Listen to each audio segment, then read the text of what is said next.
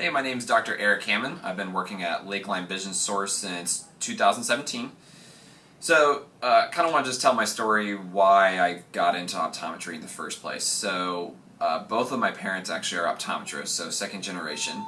And like any good teenager, I refused to do what my parents did. I thought I will do my own path and all that good stuff, but it was a good job to have as a kid. So I started working at Lakeline Vision Source when I was around 15 years old to start teching, and didn't think much of it at the time. And then I went off to college and I got a job doing tech work there. And there was a doctor there that let me scribe for him. So I got to take notes for him and actually see patients and be in the room and see what the doctor does. So that's the first time I ever got to experience something like that.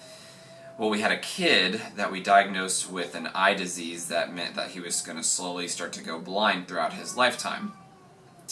They didn't react the way we thought they would react. They just nodded and said okay and then left.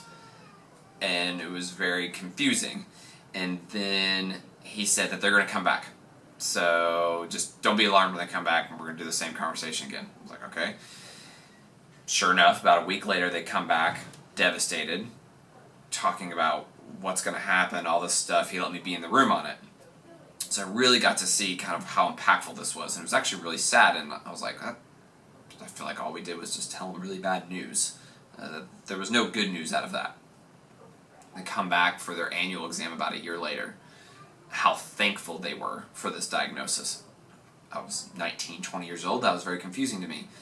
Just to know what was happening, why it was happening, and the compassion that we showed to them to be able to talk about this diagnosis, that was really impactful to realize that we weren't just glasses or contacts, that we can impact medically more than I ever thought possible. And that kind of kick-started this whole passion of mine on taking care of patients. And when I went to optometry school, it just intensified, and I'm glad to say I'm glad I chose optometry as my profession.